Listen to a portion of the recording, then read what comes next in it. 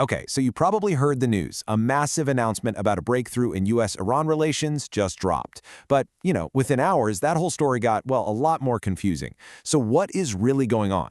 Let's unpack this deal that might not actually be a deal at all.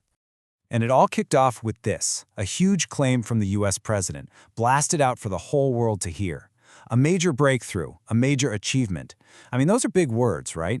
They paint a picture of a massive diplomatic win, a real step towards peace. It's the kind of statement that makes everyone stop and pay attention. So, what did Washington actually say was in this deal? Well, the claims were pretty specific and, honestly, pretty bold.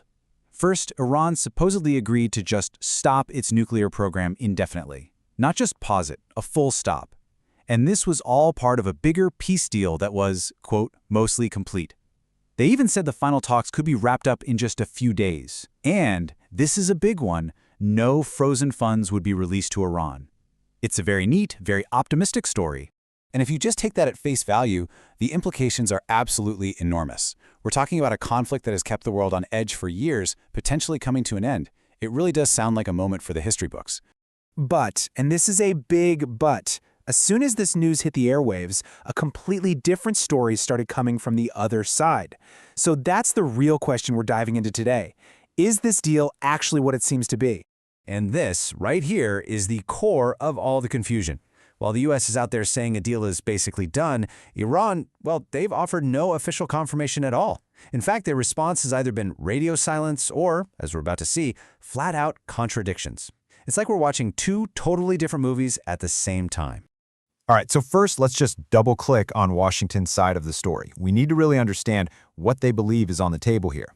So, the American position really boils down to these three key pillars. The absolute centerpiece is the idea that Iran's nuclear program is going on ice indefinitely. This is supposedly wrapped up in a much broader peace deal, promising stability for the long haul. And it's all moving at lightning speed, with a final timeline of just days. You can see, these aren't just vague ideas, they're very specific public claims. Okay, now let's completely switch gears and turn to Tehran's response because it paints a very, very different picture. So the biggest sticking point, the absolute deal breaker, is the nuclear program itself. While the US is claiming a full stop, sources out of Iran have either kind of downplayed that or outright rejected the idea of a full suspension. And they keep saying what they've always said, that their program is for peaceful purposes. That long-held position doesn't seem to have changed one bit. And if we dig into the details, Iranian officials have drawn some pretty clear lines in the sand. They're insisting that any enriched uranium they have is staying in the country. They're rejecting any idea of transferring it somewhere else. Look, these are not minor details to be ironed out later. They're fundamental disagreements that really poke holes in that mostly complete deal claim. So you've got these two totally conflicting stories. What does that mean for the rest of the world? Because this isn't just some argument between two countries. This diplomatic tug-of-war creates immediate ripple effects that, affect pretty much everyone. And you can see that impact in cold, hard numbers. Just the possibility of a deal, not even a real one, just the hope of things cooling down in the Middle East, was enough to make global oil prices drop. Markets react instantly to this stuff, which just goes to show you how much is riding on whether they can actually work this out.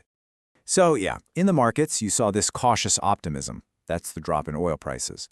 But then you look at other areas, like shipping, and the security concerns in the region are still very, very real. And behind the scenes, you can bet diplomats are scrambling to try and bridge these huge gaps.